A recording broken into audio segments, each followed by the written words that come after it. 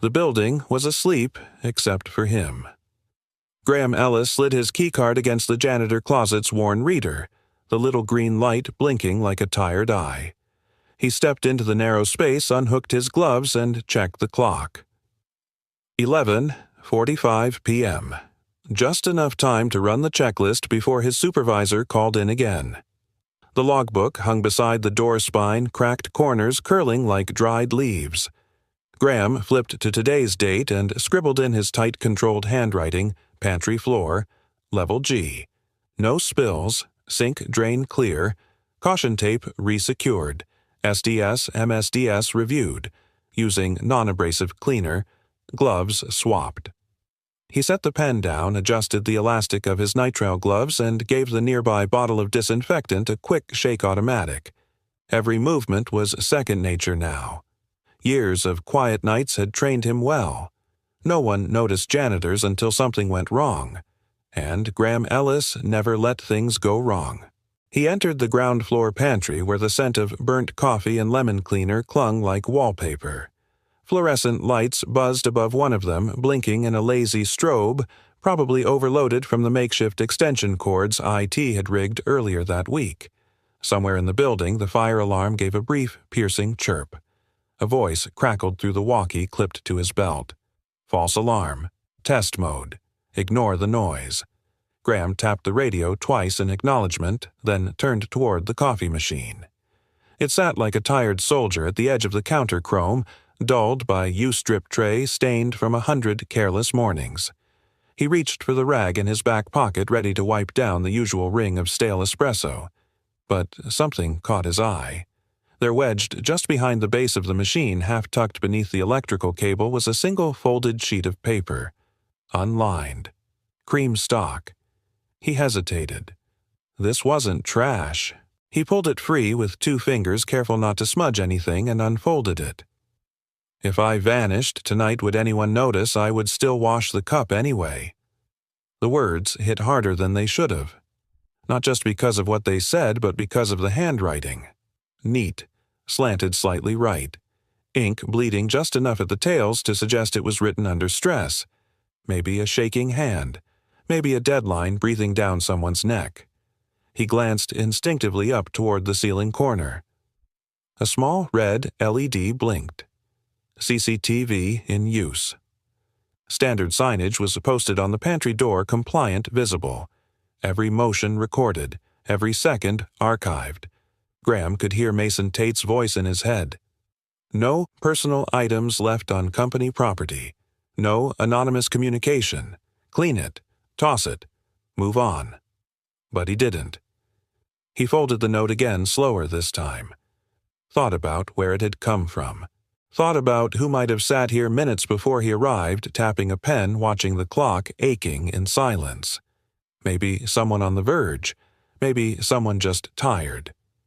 He opened the inside pocket of his cheap notebook leatherette, peeling at the edges, and slipped the paper in between a verse by Robert Frost and a line from Neruda. It didn't belong to the company. It belonged to someone trying to hold on. He wasn't violating policy. Technically. The cloth in his hand found the counter. Graham wiped with circular motions, chasing a ring of spilled coffee. It had dried into the laminate like a stain of routine. The ring broke apart beneath his cleaning, but the imprint remained faint like memory. He paused, leaning back. That ring. It was nothing. Just a coffee stain. But somehow it felt like a signature. A fingerprint of loneliness. A proof of presence. He stared at it for a second too long. Then, without thinking, he reached into the pocket of his jumpsuit and pulled out a clean napkin. Folded once, twice. With a pen from his notebook, he wrote a single line. Some nights the silence is the loudest thing in the room. He looked at it. Just looked. Then, quietly, he tucked the napkin away in his back pocket. Didn't leave it. Didn't risk it. Not yet. Let this be real, he thought. Not just projection. Not just some midnight ghostwriting experiment from a bored exec. Graham tossed the used rag into the linen bag and gave the counter one last glance. The ring was gone, but the shape still haunted the light. Behind him, the fire alarm gave one final test chirp, and the building kept sleeping. Isla Kensington didn't believe in ghosts, but this felt close. She entered the pantry in silence, the motion sensor lights stuttering awake in jagged bursts overhead. Her heels echoed once on the tile before she slipped them off and padded forward in flats. The sound of her own breath in the small sterile room made her feel more exposed than any boardroom spotlight. Another late meeting had just ended. One of those cold, uphill calls with a European venture partner who kept asking when her company would start automating for scale.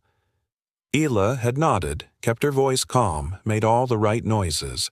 But inside, she was unraveling thread by thread.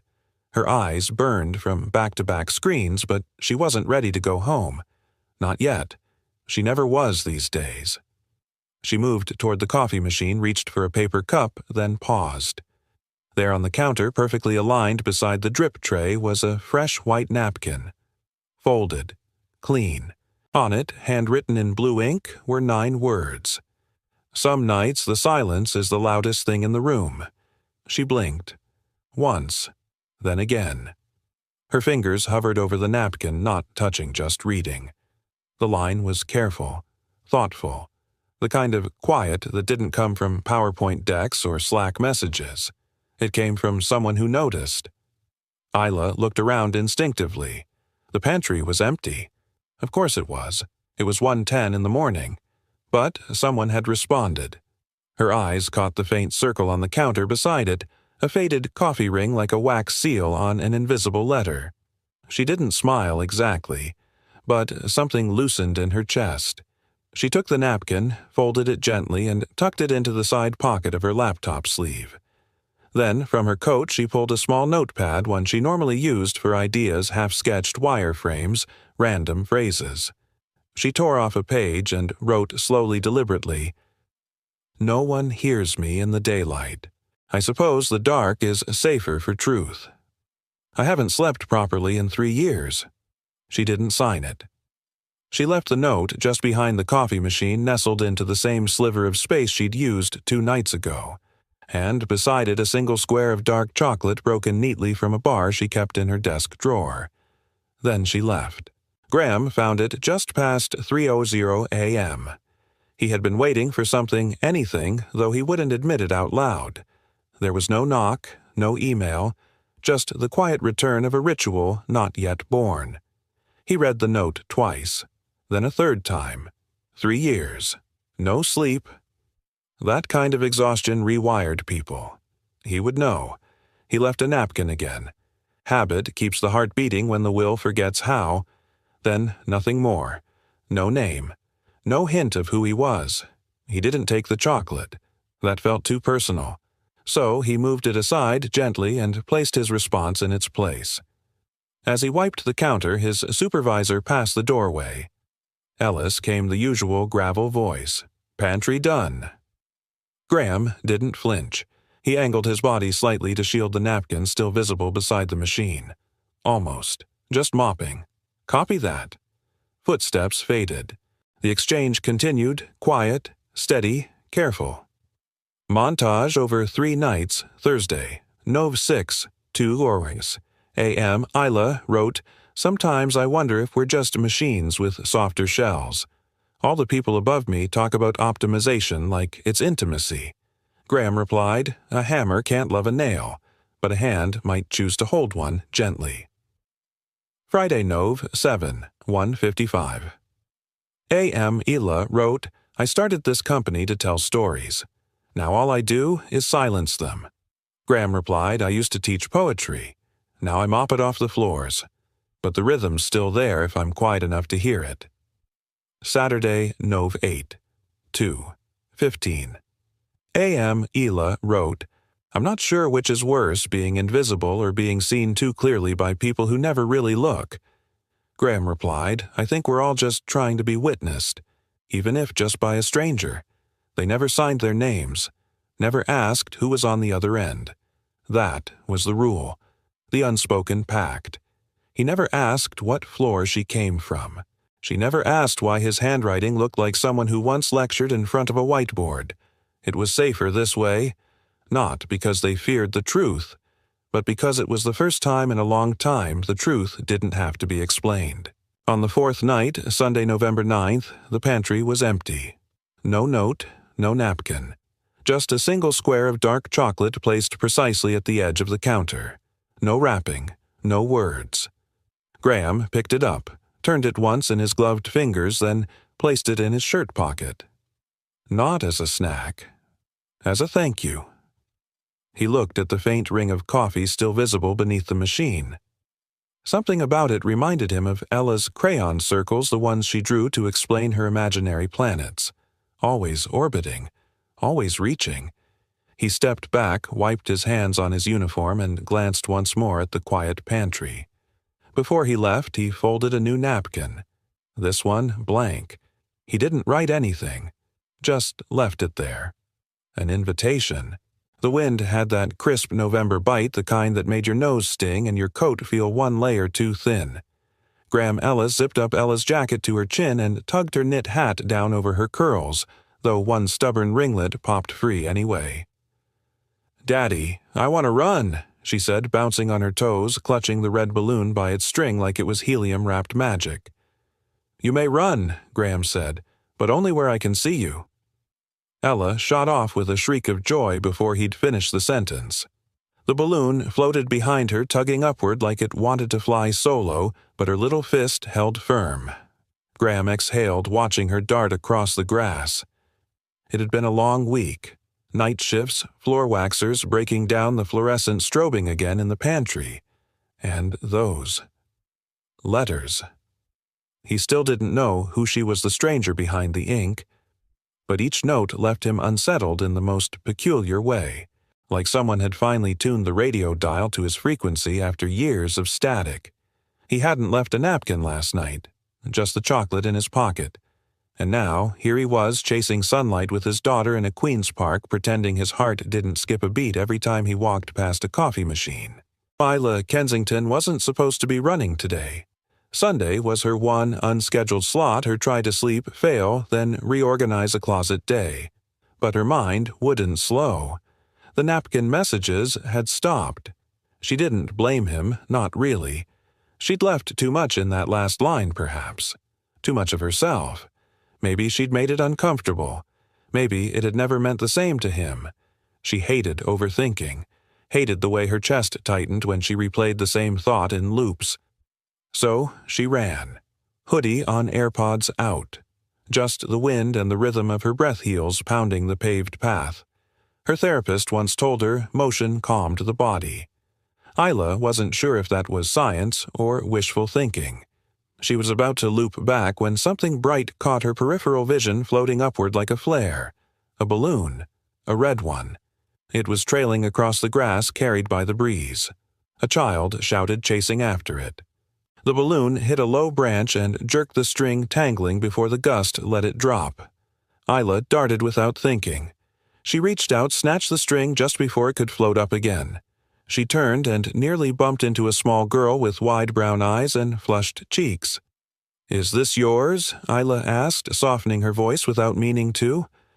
The girl nodded, panting. "I almost lost it." "Well," Isla crouched down, "I think it's got a thing for flying. You better hold it extra tight." The girl giggled, gripping the string with renewed purpose. "It's my favorite. It's the color of apples. And fire trucks. And dancing." Ela blinked. "Dancing? Yep," the girl said seriously. "Red is what dancing feels like." A slow smile tugged at Isla's mouth. "That's the best thing I've heard all day." The sound of footsteps approached steady and calm. Ela stood. The man approaching was tall, maybe early 40s, with dark hair beginning to gray at the edges. His eyes found his daughter first, then flicked to Isla. He nodded politely. "Sorry if she almost ran you over." "Not at all," Isla replied, still catching her breath. "I caught the balloon before it could start a new life in the clouds." "Much appreciated," he said. "We've already lost 3 this month. I have a feeling this one's a keeper." He offered a half-smile, subtle and warm. There was something steady about him, grounded. His uniform said janitorial services, but his presence, his eyes felt like someone used to reading between the lines. Ela gave a small wave to the girl. "Hold on tight, Red." "I will," the girl chirped, hugging the balloon close. Ela nodded once more to the man, then stepped back onto the path. She didn't ask names, didn't offer hers, but as she jogged away, something clutched low in her chest. That girl's laugh, the gentleness in the father's voice, the way neither of them had asked for anything from her, not even recognition. And when she glanced back once, just for a second, she saw them walking away. The man's hand rested lightly on the girl's shoulder. The balloon bobbed between them. A tiny, quiet life. A whole universe she couldn't reach. They took the long route back to the car. Ella skipped over a line of dry leaves, the balloon bumping happily in the air beside her. "Daddy." "Yeah, Ladybug." "That lady. The one who gave me the balloon. Was she sad?" Graham slowed, looked down. "Why do you ask?" "She had that look," Ella said simply, "like Miss Leonard after her dog died, but quieter." Graham glanced back at the trail. No one there now. "I don't know," he said softly. "She was nice." "Yeah," he murmured. "She was." They crossed the bridge over the duck pond in silence. Graham didn't know the woman's name, didn't know where she worked, what she feared, or what she dreamed about at 3 a.m. when the world refused to let her sleep. But he knew her handwriting, knew the curve of her vowels, knew the way she folded paper like it mattered, and somehow, he knew she wasn't finished yet. Neither was he. The letter wasn't folded like the others. It was carefully creased into thirds, weighted at the edge with something small and fragile, a sprig of lavender, dried and brittle. Graham stood in the pantry doorway, the mop in his hand, dripping quietly into the yellow bucket beside him. He stared at the paper for a long time before touching it. The room was still. The hum of the soda fridge. The overhead light buzzed faintly, just shy of burning out. Somewhere down the hall, a copier groaned and reset itself. All sounds Graham knew by heart. But tonight they were muffled by something else, anticipation. Or maybe awe. He stepped forward and picked up the letter and lavender together, the scent faint but unmistakable comfort, grief memory. The handwriting was familiar now. He'd never seen her face, not really, but the curve of her G, the way she looped her Y, had become something he recognized more intimately than some co-workers' names. They want to replace people. Not openly, of course. Nobody says eliminate. They say optimize, streamline, integrate AI solutions. I sit in meetings where the word heart never comes up, but the phrase cost-to-output ratio does. I built this company to give stories back to people, real voices, real moments. Now I'm signing off on systems that predict engagement by decibel level. I told the board last week, we are not a factory. They smiled like I was naive. I'm not. I'm just tired and scared. The last person who said anything remotely human got downsized into a strategic reshuffle. So I stay quiet. Except here. With you. Graham let the letter fall gently to the counter, smoothing the creases with one palm. Then he sat on the stool by the sink, took out his pen, and opened his notebook to a clean page. He didn't rush. He never rushed these. My wife's name was Claire. She passed 2 years ago this winter. It wasn't sudden. It was one of those slow things, weeks at first, then months, then what felt like forever, compressed into sterile hours. On the last night when the machines did more breathing than she did, she asked me to read her something that felt alive. I read her poetry, Neruda, Frost, a line from Rilke she used to keep pinned on the fridge. Let everything happen to you, beauty and terror. Just keep going. No feeling is final. I don't remember if she smiled. I remember that the nurse cried. After that, I stopped writing anything of my own. But your letters make me remember what it felt like to say something true. He signed it with just his initials, GE, and paused. Then he reached into his back pocket and pulled out a napkin, folded it neatly, dipped his index finger into the small ring of leftover coffee on the counter, and pressed it into the center of the napkin. A ring, a signature, not quite a name, but enough. He left both the letter and the napkin in their usual place behind the machine, and gently tucked the dried lavender just behind the drip tray where it wouldn't be swept away. On his way out, he noticed the pantry door hinge was loose again. The top latch was barely holding. Anyone leaning on the frame could get hurt. Without thinking, he returned to the janitor's closet, pulled a small flathead screwdriver from the kit, and quietly reinforced the latch. The screw was stripped, but he lodged a sliver of cardboard under it to hold tension. It would do for now. He didn't write about that part. Didn't need to. The next night, Isla entered the pantry later than usual, closer to 2 a.m. She'd had back-to-back calls with legal teams, 2 rounds of number reviews, and a proposal she didn't fully agree with, but signed anyway.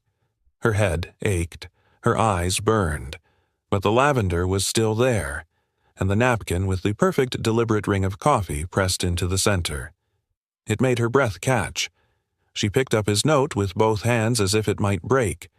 Your words live in the spaces between meetings. I carry them with me into rooms where silence wins. I wish I could say all this out loud. But if I did, I'd have to stop being the person they believe I am. I think you understand that. She smiled. A tired, aching smile. The kind she hadn't felt in years. She pulled a blank note card from her coat pocket, already knowing what she wanted to write. My mother once told me, the truest things often wear no name. I don't know yours, and maybe that's the only reason I can still breathe when I write to you. I see the napkin rings. I see the careful folds. Thank you for leaving the light on in a place I thought was just a hallway. She left the note on the counter, and beside it a single dried marigold from a bouquet in her office, one that had lasted weeks longer than it should have. Tough, bright, persistent.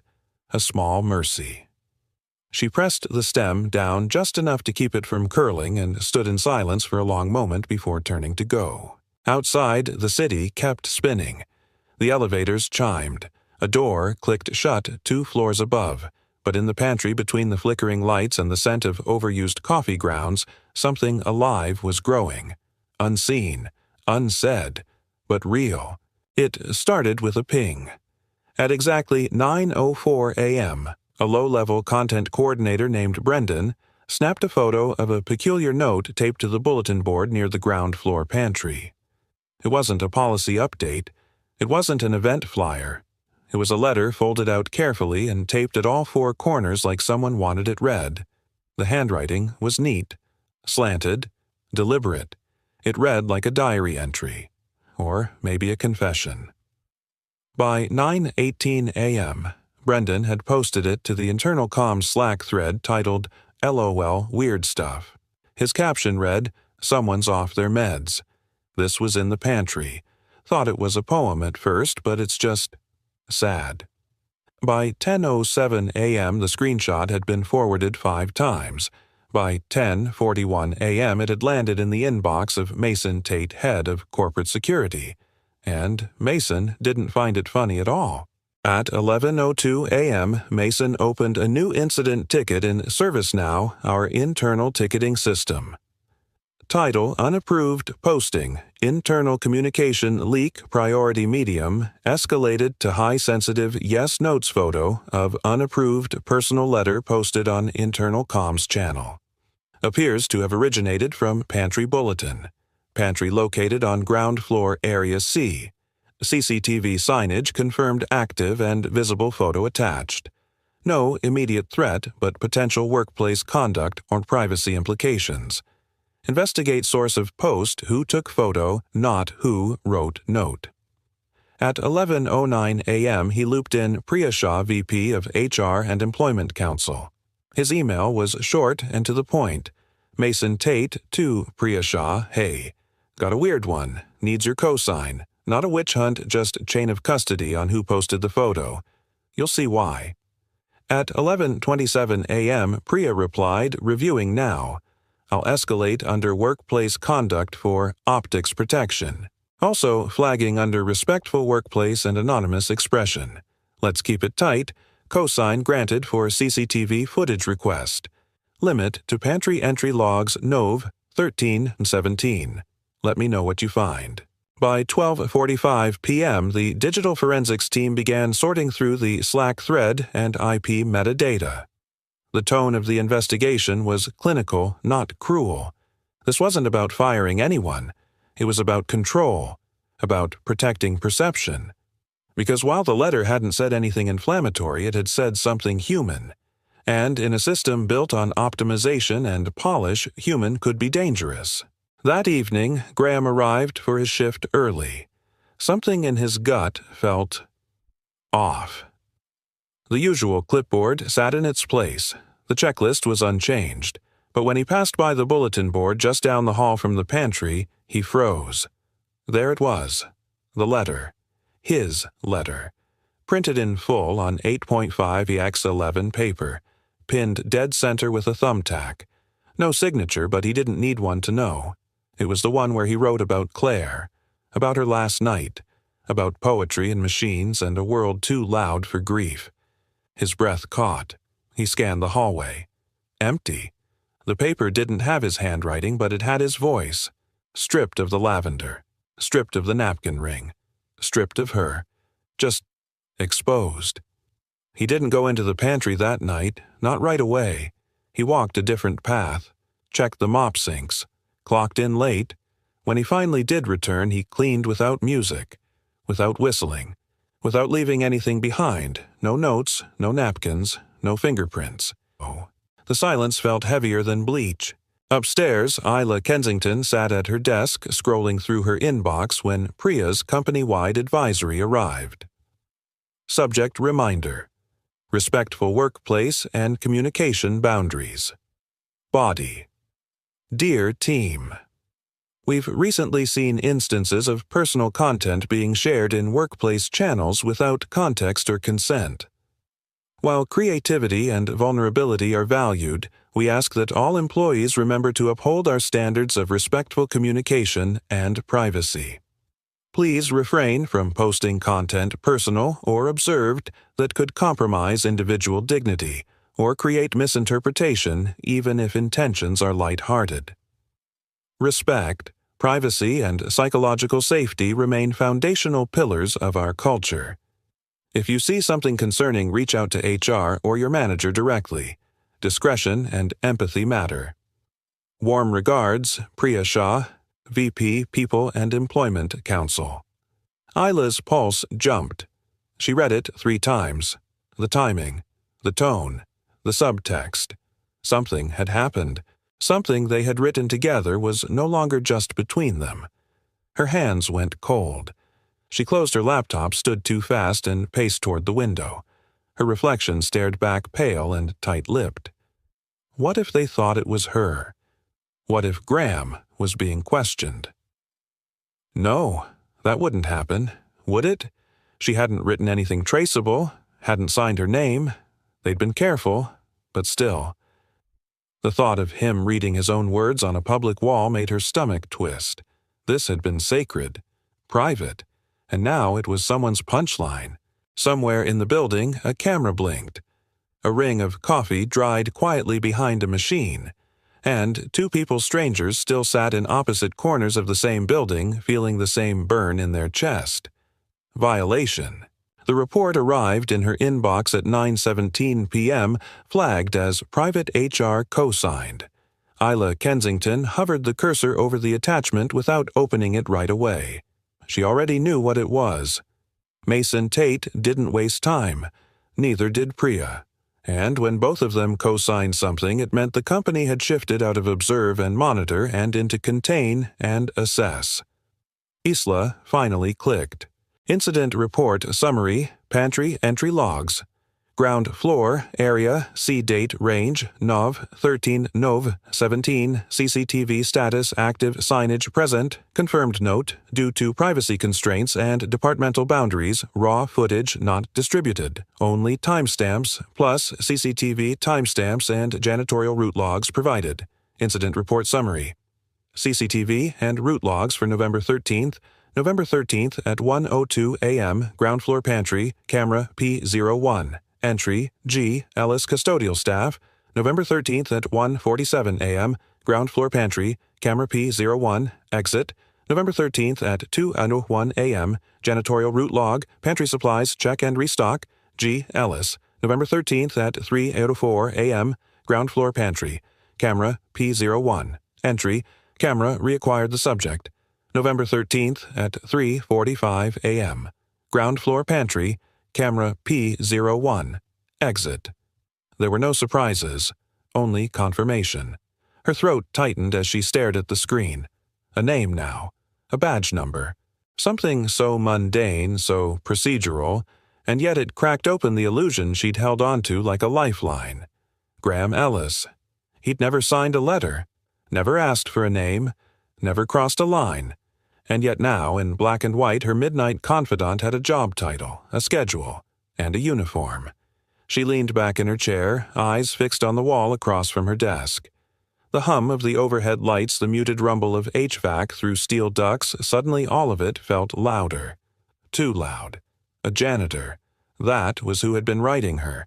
That was who had been seeing her. Really seeing her while every executive above him missed the bruises beneath her voice. And she'd never seen him. Not once. Until now. By 11:03 p.m. the building was nearly silent. Most employees had gone home. Thanksgiving was less than a week away, and people were already mentally checking out schedules, light office chatter sparse. Hila stayed. She didn't have plans, didn't have family close, not anymore, and tonight she needed to see. She changed into flats, pulled a neutral cardigan over her dress shirt, and took the stairs instead of the elevator, each flight grounding her a little more, each step closer to the truth she wasn't ready to name. The pantry was dimly lit when she arrived. No motion sensors triggered yet. Just that faint ambient glow from the hallway enough to paint the floor in soft gray lines. Hila stood outside the glass door for a full 30 seconds before pushing it open. He was already there. Graham. He hadn't heard her yet. He stood near the coffee machine, broad shoulders slightly hunched, the sleeves of his janitor shirt rolled halfway up his forearms. He moved quietly, methodically, setting something down beside the machine. A napkin, folded, white. There it was again, that faint ring of coffee pressed into the center like a signature. He wasn't rushing. He wasn't looking around. He was present, like someone performing a ritual. Careful, tender, intentional. She watched him slide the napkin into place behind the machine just beside the drip tray. Then he reached into his back pocket, pulled a small envelope, her last letter, and laid it beside the napkin like one might place a photo in a frame. Her breath caught. It was him, the one she'd written to, the one who had answered. Not a voice in the dark, not a ghost in the walls. A man, a father, a janitor, no one looked twice at except her, and even she hadn't really seen him until now. She didn't step in, didn't speak, didn't dare, because for one suspended moment in time she was allowed to witness something sacred, a man grieving healing offering, in silence. As she turned to go, her elbow brushed the corner of the bulletin board by the door, and another marigold she'd pressed slipped free. It landed softly on the tile. Graham straightened at the sound. Their eyes met. Just a second. Longer than breath. Shorter than explanation. Her heart raced. Graham bent down slowly, picked up the marigold, turned it gently in his fingers. Then without a word he placed it beside the napkin on the counter. He didn't ask why she was there. He didn't ask her name. He simply nodded. Soft, respectful, a boundary held, and she mouthed, dry hands trembling, returned the nod. Then she turned and walked away. She took the stairs back up slower this time. Each step felt like a question. She didn't have answers. Not yet. But she had something else. Certainty. The one person who had understood her truly without conditions was the person no one upstairs ever saw. The man who cleaned their messes, who fixed their locks, who knew how to fold a napkin just so. Back in her office, Hila sat down and opened her drawer. Inside was a blank note card, thick and cream-colored with a gold-trimmed edge. She didn't know what she would write yet. But she knew he would read it, and for the first time in years, that was enough. The silence began, like all dangerous things, slow and reasonable.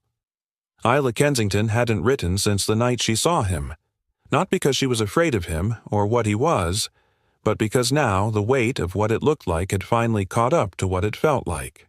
She hadn't meant for her steps to echo in that stairwell, hadn't meant for the building's silence to wrap so tightly around that moment. But ever since that night, she couldn't escape the question, was she crossing a line? There were no rules against empathy, no clause in the handbook that banned poetry, but optics were different, and optics in her world ruled everything. That Sunday, the building felt colder. The holiday decor committee had finally strung up lights in the lobby, white and gold corporate but festive. A massive red balloon sat tethered to the main reception desk, part of a centerpiece for the December fundraiser campaign. Ela passed it without slowing, but the sight of it made her chest ache. Ella's balloon, that little girl's smile, the memory of a park and a man whose words had once stitched her together when she thought she might unravel. Now she said nothing. She walked past the pantry, past the elevator, past the places where her letters once lived. There was nothing on the counter. No napkin, no pressed flower, no quiet note folded under a mug. And there wouldn't be, because she hadn't left one. She hadn't written in 7 days. Graham had. He waited. For 2 nights he waited. The first night he left this. The floor creaks at the same hour every shift. The machines keep humming, but your silence is louder than all of them. The second night, maybe words were the only lights on my floor. Maybe I should have known they'd flicker out. He placed each napkin gently in the usual place, each one untouched the next day. By the third night, he stopped writing. Not out of anger, not even out of hurt, but because some silences were not passive. Some silences were strategies, and Graham Ellis had lived long enough to know the difference. That Monday, Isla received a calendar invite marked Confidential 1-1, HR Advisory Review. She knew before opening it what it was about. Priya Shah didn't mince words. They met in the glass conference room on 16, the one with the soft chairs and nothing on the walls but abstract prints no one could name. Priya sat with a company-issued laptop, open fingers, steepled. Ela, she began, voice calm but firm. I want to start by emphasizing. This is a courtesy. You haven't violated any policies. You're not under investigation. But I do want to talk about perception. Isla didn't blink. Go on. There's been chatter, Priya said. Not formal, not report-worthy, but internal forums, anonymous ones, have started referencing a connection between you and a non-exempt staff member. She didn't say his name. She didn't have to. Isla sat still, spine straight. The concern, Priya continued, is around appearance of impropriety. You're in a position of influence. He isn't. Even a perceived closeness could raise red flags. What if the perception is wrong? Isla asked quietly. It doesn't have to be right, Priya said gently. It only has to exist. There it was. The system doesn't need the truth, just the shadow of a story. Priya offered a soft sigh. We recommend for the sake of clarity and continuity that you limit non-work interaction with non-exempt employees, at least for the near term. Limit, Isla echoed. Optically, Priya said. You need to protect the institution. And yourself. Ela nodded once. There was nothing else to say. That night, Isla rode the elevator down alone. The building was mostly dark. The janitorial crew would be mid-shift by now. Graham might be there, might not. She didn't check the pantry, didn't walk past the coffee machine. Instead, she paused in the main lobby. The red balloon was still floating tied to the reception desk. No wind, no movement. And yet it tugged. Something in her pulled apart quietly from the inside. She stepped into the elevator and turned to face the closing doors. The reflection in the mirrored steel looked composed, clean, polished, like a woman who belonged at the top, but her eyes told the truth. They shimmered, brimmed, and just before the doors shut, Isla Kensington broke. The first sob came out of nowhere, sharp too loud in the tiny box, then another, and another. She covered her mouth, but it was useless. The sound was raw, because the one person who had seen her without armor, without name, without title, was the one person she was now required to ignore. Not for justice, not for safety, but for optics, for a narrative that could be managed, for silence weaponized. Upstairs, her office was empty. Lights off, desk untouched. But tucked inside the middle drawer under a folder marked Q4 Forecast was a single envelope. Unmarked, still sealed. She didn't open it that night. She wasn't ready. But she placed it gently on her desk and stared at it for a long time. The boardroom smelled like burnt coffee and cold steel. Too many suits, not enough sleep. Isla Kensington stood at the head of the oval table. Her hands loosely clasped, eyes steady, breath controlled on the outside. Inside, her pulse beat in her ears like a warning drum. The room was full General Counsel, PR, Chief Investor, Liaison. 2 board members via video, 1 in person, silent and watchful. Mason Tate sat near the far end, his expression unreadable. And beside him, Priya Shah, as always calm and precise. Not an enemy, but not exactly a friend either. Not today. The chair cleared his throat. We've reviewed the documentation, Isla. This is not a disciplinary meeting, but we are concerned specifically about risk optics and perception management. Isla didn't flinch. She'd built an empire from scratch. She could handle words like risk optics. We understand the incident involving the pantry notes was handled within policy technically. You directed Mason to prioritize that investigation. Yes, Isla replied calmly, because it involved a leak, and because it involved human vulnerability in a corporate channel. That matters. A few heads nodded. Most didn't. One of the virtual board members cut in. We're not questioning your judgment.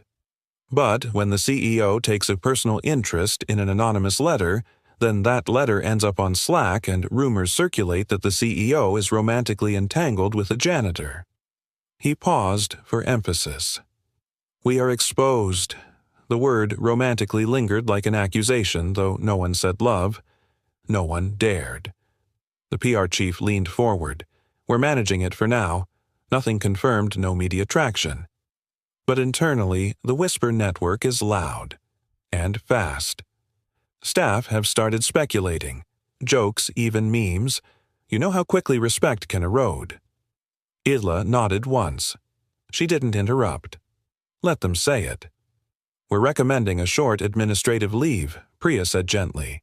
Paid, framed as personal wellness, no wrongdoing, just space until it cools. And there it was, the price of being seen, not punished, not fired, just set aside for the safety of the brand, the comfort of the system, and maybe just maybe for her own protection. Isla took one breath, and then another. I agree, she said, quiet, certain. I'll take the leave, effective immediately. No protest, no speech, no denial. Just a woman who had climbed every rung on the corporate ladder now choosing for once not to defend herself, because she knew what this was really about. Not about a janitor, not about a rumor, but about the danger of being human in a place that rewards only precision. She didn't go home right away. She stayed late past 9 p.m. when the building had thinned out and the elevators moved like ghosts. She packed slowly. A single box. Not dramatic. Laptop. Framed photo of her mother. The desk plant that had somehow stayed alive despite her neglect. One copy of a short story collection she used to keep in her drawer, a reminder of why she started this company in the first place. Then she sat down at her desk, pulled out a thick cream note card and began to write. No typing, no edits, just her hand and a pen. You never asked my name. And that's why I trusted you. They said I was being reckless, that even being seen talking to someone like you was a liability, that my proximity to you might erode their belief in me. But I think it was the opposite. I think knowing you made me more real, more human. I'm not leaving because I'm ashamed. I'm leaving because someone had to choose dignity over optics. And today, it had to be me. I don't know if you'll find this before they wipe everything down. But I needed you to know your words were the only ones that reached me this year. With gratitude. She folded the letter carefully. No flower this time. But she pressed the bottom edge against the ring from her still-warm coffee mug, staining it gently, deliberately a new seal. She slipped it into an envelope unmarked and wrote on the front, "For the one who still sees." She held the sealed envelope in her hand, the faint coffee ring already drying. For a moment, she thought about walking it down to the ground-floor pantry one last trip. But she couldn't. Not tonight. It felt too final, too heavy. Instead, she opened her middle desk drawer, the one with the spare notepads and old forecasts, and slipped the envelope inside underneath a folder. She would leave it tomorrow. Or never. She wasn't sure which. Her reflection in the microwave door looked tired, but honest. She gave a small nod to no one, and left. The hallway lights flickered as the system ran a quick load test. A 5-minute reset notice crackled over the radio. The first thing he noticed was the strange quiet, like the building had stopped breathing. The second thing was the flicker. One of the breaker panels was acting up again. He made a mental note to log it. The third thing was the coffee machine. He was halfway across the room, mop in hand, when the first click sounded. Click. The lights in the hallway cut out. A low, mechanical whine followed. Temporary building blackout. The panel surged. Graham paused, hand still hovering over the note. His radio crackled power hiccup on ground. Reboot in 5. Sit tight. He nodded to no one. By the time the lights returned, he'd been pulled away by a call about a stuck elevator door on 3. He wouldn't make it back to the pantry until the next shift. And by then, the envelope would still be there, waiting. But so much else would change. He was already on site on an on-call vent check when the sub-panel alarm chirped. Not the whole grid, just the main tower. A hiccup in the sub-panel probably caused by the same overworked breaker that had been flickering for weeks. Somewhere the automatic failover clicked to life, a generator kicked on, and the emergency lights began their slow, red pulse. 4 seconds later, the fire alarm chirped, then again, louder, then the whoop, whoop. A test or so, it was marked on the schedule. But it didn't matter. The protocol was the same. Evacuate. Stay calm. Use the stairs. Graham Ellis had been on the service floor inspecting a faulty vent in the supply closet when the alarm began. He grabbed his radio. Fire panel says test, but power dropped before that. Play it safe. His supervisor's voice crackled back. Escort. Anyone still in the East Wing? Stairwell B. Don't wait for elevators. Copy that. Up on floor 16, Isla Kensington had returned for one reason. The envelope. The one she had written sealed and hidden in her desk drawer, the one she hadn't found the courage to leave. She didn't know if he'd read it. Didn't know if he ever would. But now that her badge still worked for now, she felt pulled to her desk like a tide. Tonight, she would finally leave it. It was about closure. She was standing at her desk reaching for the letter drawer when everything went black. Not dim, not flickering. Black. The hum of the overhead systems died.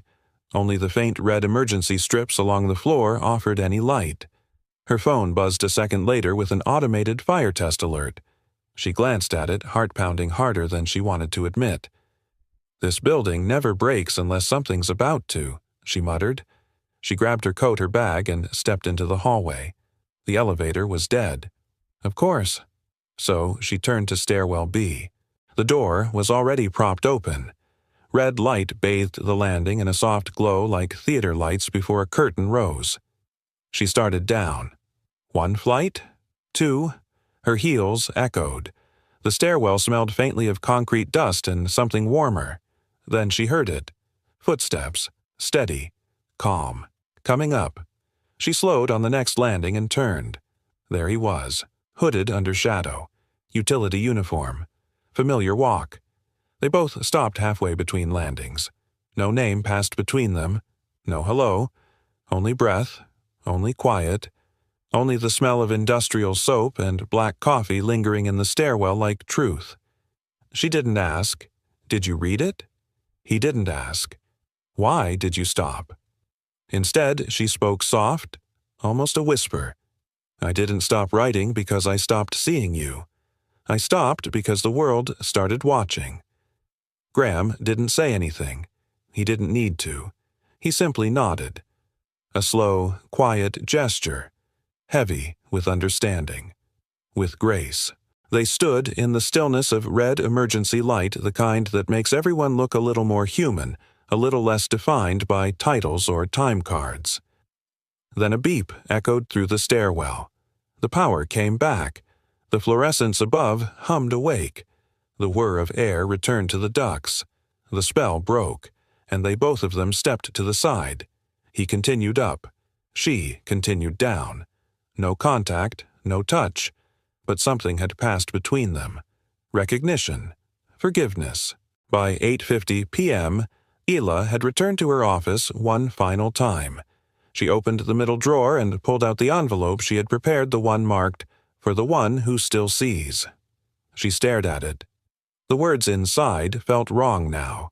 Too cold, too final.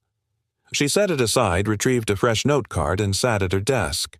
"This is the last time I'll write from this building, but I hope it won't be the last time I write to you. I've realized that connection doesn't require proximity. It requires courage. You reminded me how to be brave. Thank you for every word you gave freely without asking for anything in return. This one's for you wherever you are when you find it. With hope, I..." At 8:58 p.m., she returned to the ground floor pantry.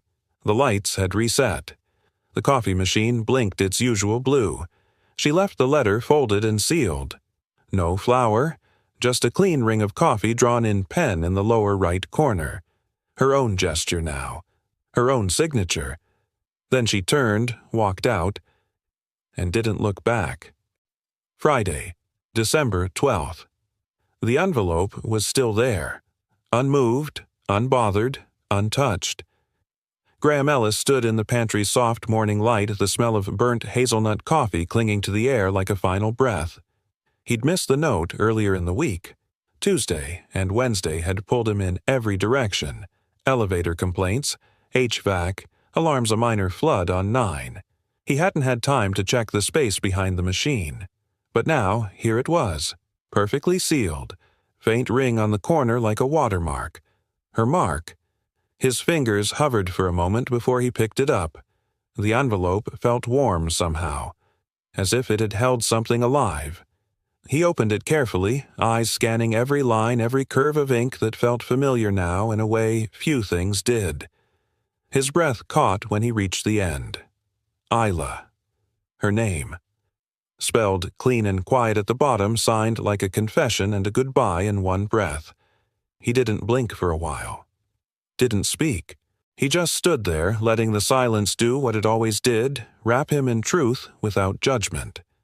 He folded the note, then crossed the room, pulled his notebook from the supply closet, and opened to the first page. There, still faintly pressed into the binding, was the napkin. The very first one. Some nights the silence is the loudest thing in the room. He didn't smile. Not quite. But he closed the notebook slowly, gently, as if tucking away something sacred. Then he reached for a clear report binder from the janitor's supply stash, something left over from an old maintenance audit. Inside he pressed every napkin, every note, every scribbled reply. In order, including hers, the dried lavender, the chocolate wrapper she once left, the small ring he'd drawn from real coffee, her marigold stem, his Frost quote, all of it, bound by truth, by silence, by the kind of human connection no policy could name. Later that night, Graham sat at the small kitchen table across from Ella. She was coloring a sky full of red balloons. Always red. "Daddy, yeah, bug that lady from the park." Ella said, not looking up. "The one who gave my balloon back. You said she was sad." "I did. Did she disappear?" Graham paused. "No," he said. "She left something behind." Ella set her crayon down, turned to him and said, "Then she didn't disappear. She's just waiting for you to find her again, but in a place with more light." Graham looked at her for a long time, then kissed the top of her head. Monday, December 15th. The library smelled like old paper and lemon oil. The large reading room was quiet-filled mostly with seniors, night shift nurses, and people looking for warmth between commutes. At the front stood Maria Ortiz, the head librarian, a woman with silver-streaked braids and eyes that saw everything. She adjusted her glasses and addressed the room. "Welcome, everyone, to our first session of Writing Club for the Quiet Ones. This is a space for anyone who writes to be heard. No credentials, no critiques, just truth. Tonight we begin with a special guest."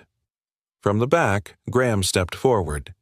He wasn't dressed in uniform tonight, just a pressed button-down, simple jeans, a little stiff from the dryer but clean. Ella trailed behind him, gripping his hand tightly. She wore a red headband with a small balloon charm dangling from it. They reached the front, and there, sitting in the second row, was Isla. No makeup, no blazer, just a soft sweater and jeans and eyes that had not forgotten. She didn't rise, didn't call attention. But when Graham met her gaze, the room went quiet in a way that had nothing to do with books. He pulled the binder from his bag. Clear plastic cover. Inside, a ring stain on the first napkin. He held it out to her. No flourish, no speech, just truth. She rose across the short distance and took the binder in both hands.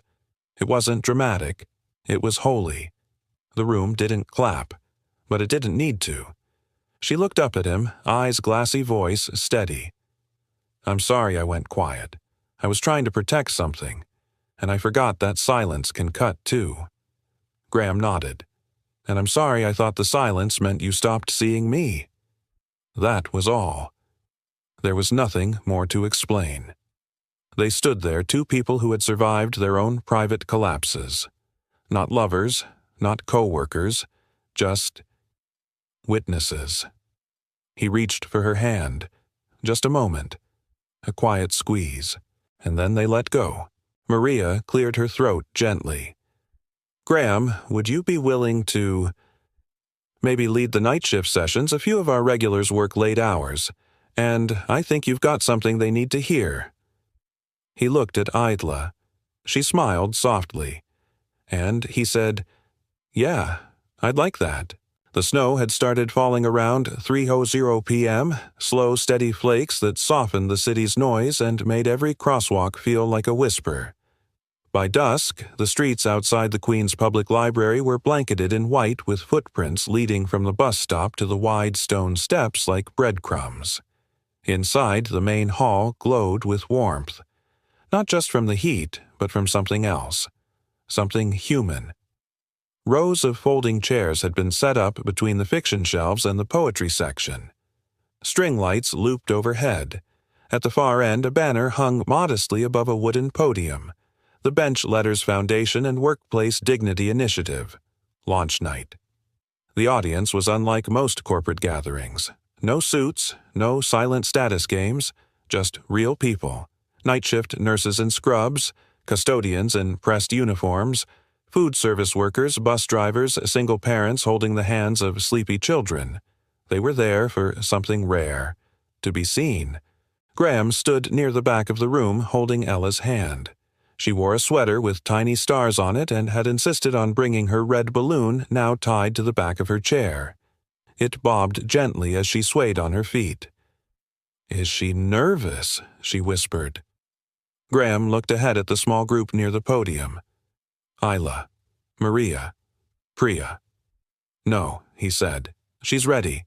Maria Ortiz, librarian and eternal believer in paper, and people stepped to the mic first. Tonight isn't about titles. It's about voices. For too long, we've been told that healing happens quietly behind closed doors, but we've learned that silence can also be a burden. And sometimes what we need most is a place to speak." She smiled, stepping aside. Priya Shah took her place next. Professional as ever, but there was warmth beneath her tone now. A shift that hadn't been there weeks before.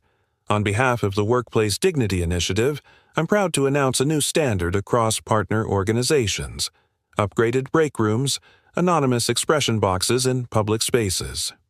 Today, 5 partner organizations have signed a Memorandum of Understanding and a $50,000 seed fund to standardize these supports across their sites.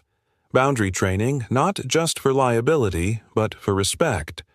Because healing isn't soft, it's structured and overdue. The room nodded.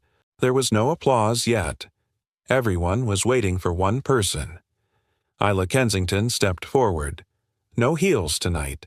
No title behind her name. Just Isla. She adjusted the mic slightly.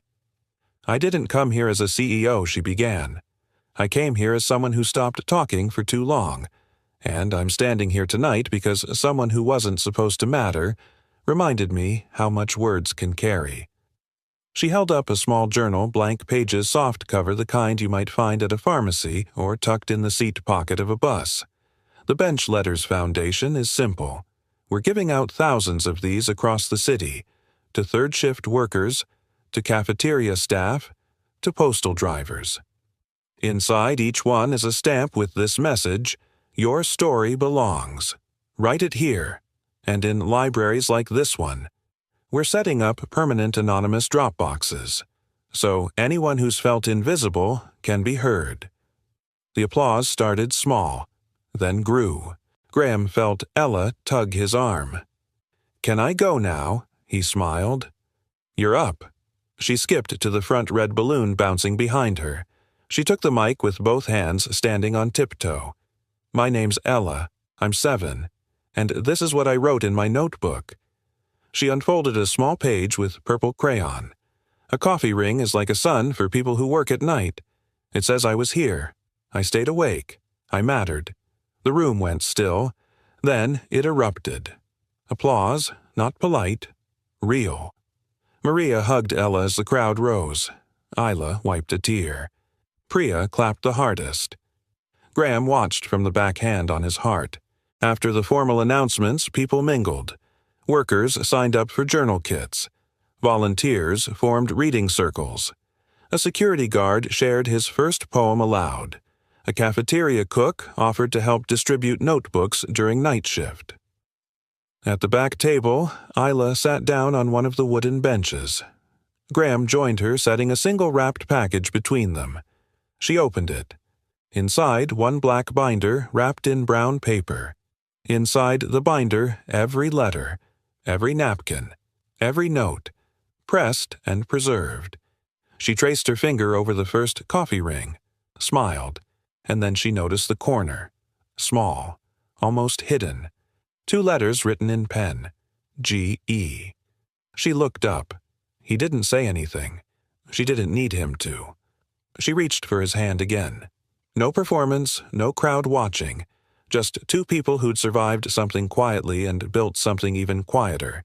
A bridge, a bench, a light in the dark. Outside, the snow kept falling. Through the tall library windows, the night glowed warm. And on the corner of the community board beneath a sign marked, "Your story starts here," someone had left a page. Just one, with a coffee ring in the center, and a line scrawled beneath it. We wrote in silence. But we were never alone. Sometimes the most powerful stories aren't written in boardrooms or bestsellers, they're written quietly in coffee rings on napkins in places no one thought to look. Maybe you've met someone like that, someone who reminded you that kindness can live even in silence. Or maybe you've been that person for someone else. If this story touched something in you, share it in the comments below. Tell us where in the world are you watching from tonight. We love seeing how far our stories travel and how words can connect hearts across oceans, shifts, and time zones. And if you believe the world needs more stories like this, more hope, more empathy, more light, hit subscribe so you'll never miss the next story waiting to find you. Thank you for being here, for listening, for feeling. Until next time, remember sometimes the smallest act of understanding can become someone else's reason to keep going.